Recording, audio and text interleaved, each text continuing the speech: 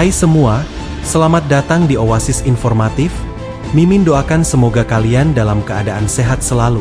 Kali ini kita akan membahas tentang kontroversi dari sosok Prabowo Subianto. Pasti kalian sudah tahu kan siapa beliau? Apa yang kalian ketahui tentang Prabowo Subianto? Prabowo Subianto sepertinya tak luput dari kontroversi, hinaan bahkan dituduh sebagai pelanggar HAM oleh rivalnya. Setelah memenangi Pilpres 2024, Prabowo kerap diisukan akan membangkitkan gaya kepemimpinan otoriter ala Orba seperti mertuanya dahulu, mantan Presiden RI kedua Soeharto. Benarkah demikian? Berikut fakta menarik dari sisi lain Prabowo Subianto. Tapi sebelum kita mulai jangan lupa untuk subscribe channel Oasis Informatif dan tekan tombol lonceng agar tidak ketinggalan info menarik lainnya dari Oasis Informatif. Pencitraan Prabowo di Pilpres 2024. Prabowo mencitrakan diri dengan tampil sebagai seorang pria tua yang menggemaskan, yang oleh publik disebut sebagai El Gemoy. Tampilannya diperhalus dengan bantuan kecerdasan buatan yang telah menghiasi spanduk kampanye sampai sudut kota dan pedesaan. Kucing juga merupakan bagian dari kampanye media sosial Prabowo. Bobby, kucing hitam dan putih miliknya, memiliki akun Instagram yang dikurasi dengan baik dan menggambarkan dirinya sebagai patriot. Di setiap kesempatan Prabowo kerap menampilkan dan melakukan gerakan khasnya, gerakan silat, atau joget gemoy.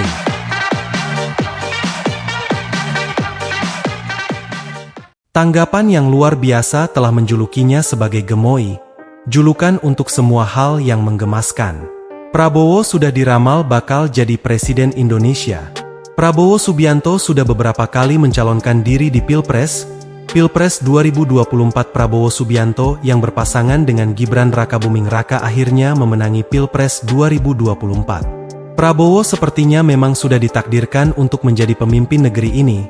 Bahkan jauh sebelumnya almarhum Presiden RI yang keempat, Abdurrahman Wahid, Gus Dur, pernah berujar dengan menyebutkan Prabowo merupakan sosok paling ikhlas kepada rakyat Indonesia. Kalau orang yang paling ikhlas kepada rakyat Indonesia itu Prabowo. Dalam program acara 1 jam lebih dekat di TV One, Indi Rahmawati sebagai presenter menanyakan kepada Gus Dur, manakah sosok pemimpin yang akan diterima oleh rakyat? Kalau orang yang paling ikhlas kepada rakyat Indonesia itu Prabowo Subianto. Bahkan ada sebuah ramalan yang diungkapkan oleh Gus Dur seperti yang diceritakan oleh Gus Irfan mengatakan segala hal tak luput dibahas dengan Gus Dur, tak terkecuali sosok Prabowo Subianto. Saya ingat betul omongan Gus Dur. Pak Prabowo, Anda akan jadi presiden nanti di akhir usia Anda yang semakin tua. Dalam percakapan itu, kata Gus Irfan, Gus Dur meramalkan Prabowo bakal jadi presiden pada usia tua. Dia mengatakan, Pak Prabowo nanti jadi presiden nek wes tuek. Kata Gus Irfan menirukan Gus Dur. Menurut Gus Irfan, Gus Dur tak hanya menyampaikan itu kepadanya. Ia menyebut mantan ketum PBNU itu turut menyampaikan itu di berbagai forum diskusi. Tapi saatnya tidak hanya sekali beliau ngomong itu. Ada beberapa kali, ada beberapa kesempatan pada orang yang berbeda. Prabowo Subianto sering dihina fisiknya yang pincang, tiap maju di Pilpres tidak hanya latar belakang keluarganya yang selalu jadi sorotan. Bahkan Prabowo Subianto kerap dihina setiap kali maju dalam kontestan pemilihan presiden dan wakil presiden. Tak tanggung-tanggung mereka yang berseberangan dan tidak suka dengan beliau bahkan menghina fisiknya.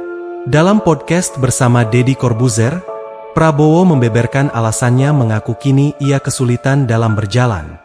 Berdasarkan pengakuannya, Ketua Umum Partai Gerindra itu mengatakan pernah beberapa kali mengalami kecelakaan saat melakukan pelatihan tentara. Hal itulah yang membuat kini ia harus berjalan sambil menyeret kakinya. Beberapa spekulasi menyebut bahwa Prabowo pernah terkena stroke, namun tim medis yang memeriksa kesehatannya saat Pilpres 2024 menyatakan bahwa dia dalam keadaan sehat secara fisik dan mental. Ternyata, Prabowo memiliki kaki pincang karena luka yang dideritanya dalam pertempuran. Patahan kaki tersebut terjadi saat Prabowo mengalami kecelakaan pada saat free fall. Meskipun sering diejek karena kondisi kakinya, Prabowo tetap tampil energik dan berjoget bersama warga dalam kampanye nasional. Prabowo Subianto pincang kakinya akibat terluka dalam peperangan membela Merah Putih. Menurut pengakuan adik Prabowo, Hashim Joyo Hadikusumo, sudah 5 kali Prabowo hampir atau nyaris mati dalam membela Republik Indonesia ini.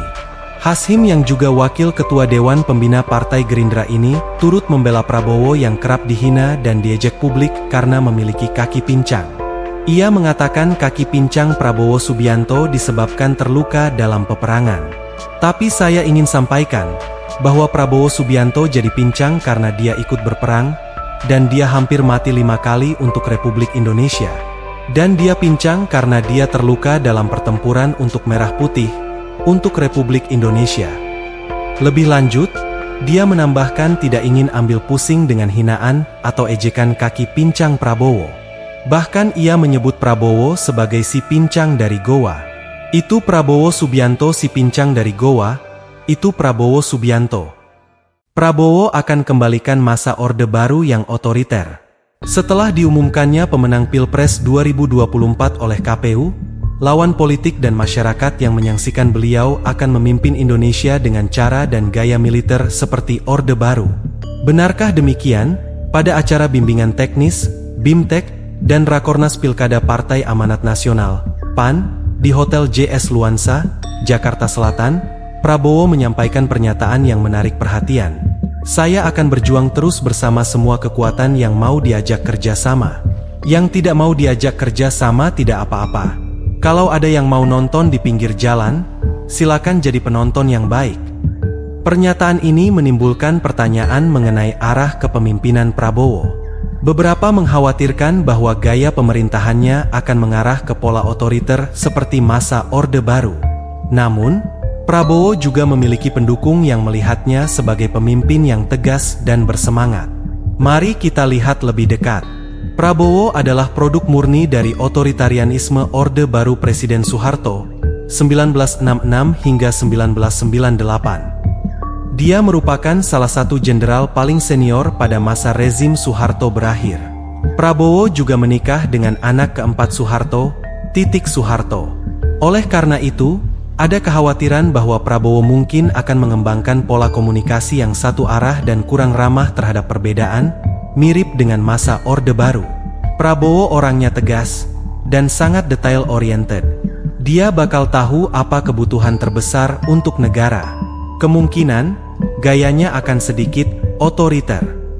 Setelah nonton podcast terakhirnya dengan Deddy Corbuzier dan wawancara dengan Al Jazeera, kita akan jadi paham sedetail apa beliau. Karena telah mendapat kekuasaan, sekarang kehidupannya cukup berimbang dan fokus juga pada spiritualitas. Di usia tua, Pak Prabowo akan lebih tenang dan fokus ke hal-hal berhubungan dengan spiritualitas. Malah, semakin tua akan semakin dekat dengan para ulama dan minta saran dalam mengambil keputusan dalam sektor tertentu. Mungkin, konteksnya seperti kedekatan Pak Harto dan Abah Anom di usia senja. Dia akan fokus ke 3 hal: militer, teknologi, dan pendidikan. Dan jelas melanjutkan rencana Pak Jokowi dengan sedikit perubahan. Apalagi, wakilnya adalah Gibran yang masih muda dan sangat paham kebutuhan Gen Z. Namun, kita juga harus memberikan kesempatan bagi Prabowo untuk membuktikan dirinya sebagai pemimpin yang berbeda. Semangat gotong royong dan keseimbangan dalam menerima kritik adalah hal yang penting dalam pemerintahan. Menurut Mimin, di era Pak Prabowo pertahanan dan militer Indonesia akan semakin kuat. Beliau orangnya tegas tetapi memiliki kelembutan. Seandainya dia benar-benar super keras, jelas Didit takkan punya perilaku lemah lembut, kebebasan memilih karir, dan Bu Titik takkan selama itu setia dan menunggu dia.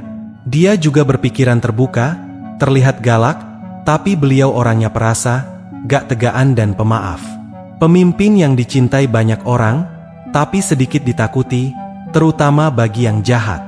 Pak Prabowo itu orangnya ikhlas, tapi dia tipikal orang yang sering disalahkan dan dicari-cari kesalahannya. Akan ada orang yang dia angkat, tapi menjelang akhir masa akan mencoba menjatuhkan dari belakang. Seperti sirkel yang berulang. Jurnalis kemungkinan akan sedikit ditekan, terutama berita-berita gak jelas dan hoaks bakal jarang terlihat. Apakah akan sekeras zaman Soeharto sampai tak bisa bersuara? Belum tentu. Apalagi di belakang Pak Prabowo ada Jokowi yang jadi penasehatnya. Pers akan lebih bijak dalam menulis berita. BBM akan naik seperti biasanya. Perkara kemiskinan masih seperti itulah diperbaiki pelan-pelan. Terutama, sektor usaha, UMKM, dan pendidikan seharusnya akan semakin meningkat di zamannya.